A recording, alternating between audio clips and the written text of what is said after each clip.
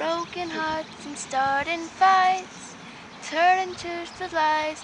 Gotta get out, stop wasting time. A lot of the times, this was the safest and only place to go to in between foster homes. And get me out of now.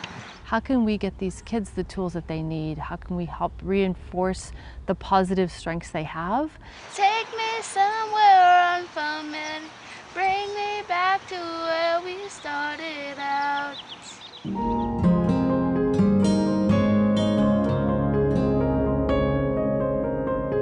I am Shauna Morris and I am the CEO of Casa Pacifica. Casa Pacifica is a place where we provide services for kids and their families that are suffering from mental illness and related disorders. The kids that we see on this campus come to us because they're not able to live in the community. They need to be in an environment where there's constantly somebody with them, either teaching them in school or teaching them how to live, helping them sort out their mental illnesses. And this is our intake office where kids first come to us. Over here we've got one of our cottages, and we also have our gym. We have about 50 kids that live on our campus here. We also have a non-public school here. And that means kids in the community that are not able to go to public schools and need a smaller classroom, have very specialized mental health issues and needs, they come to us during the day.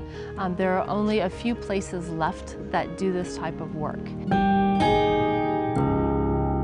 Second week I was here, my office is in our administrative building, and we have a 170-pound Newfoundland therapy dog named Otis.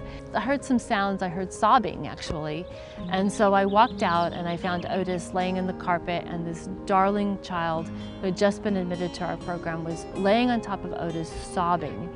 She hadn't been bathed for days. She had ran away from the place that she was living, and she was 9 years old. And I said, you know, what's going on? Like, where are you? What's going on? She's like, I'm so scared to be here.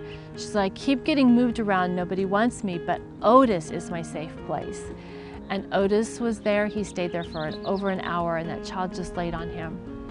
Over the course of her time with us, she would come back, and she learned how to brush Otis. She learned how to give him treats. She learned how to take Otis for a walk.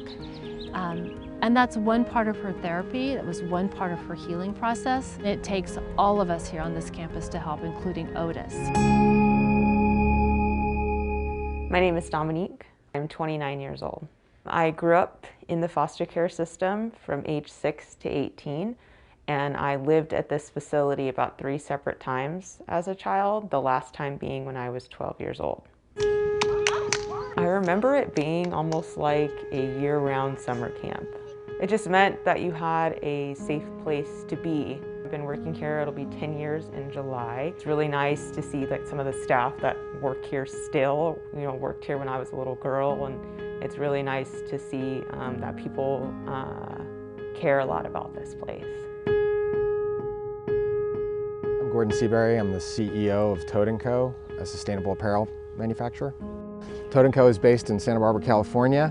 We built our business on this idea of both sustainability and social good. We try to find organizations that are committed to people, that are doing things that in some cases aren't particularly sexy or in the eyes of the public, but that are really meaningful to the people they serve. I was introduced to Casa Pacifica as part of the Stars of the 101 event, where we were being honored for our social responsibility as part of that event, and got to learn about the great work they do, and really, a program that's right in our backyard that we didn't know of before that event.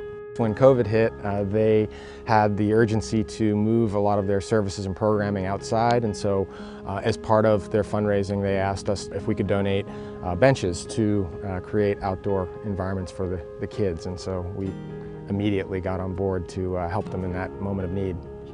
I love it. It's great. It's the first time I've actually seen it physically, so it works well, and it sounds like it's been a real asset for them during COVID. We have those type of donations to cash donations. We need shampoos. We need bedding. Some of these kids come to us. They've run away for the last 2 or 3 months, and they come to us. They don't have any clothes. They have nothing other than the clothes on their back. They come to us from juvenile hall. We never have enough art supplies ever, even though we think we do. We're always open to receiving gift cards. The kids love to go into the community. They love to go to pizza because they're kids.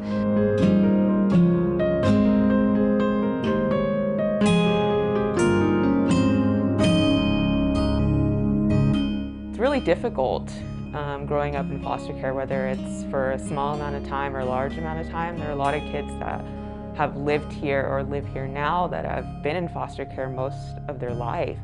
And just to give anything to make that experience a little bit easier, I think is really helpful in the long run. Businesses can have a real impact, and organizations like Casa Pacifica really need their help. We have the ability to change the future of these children. That's what we're here for.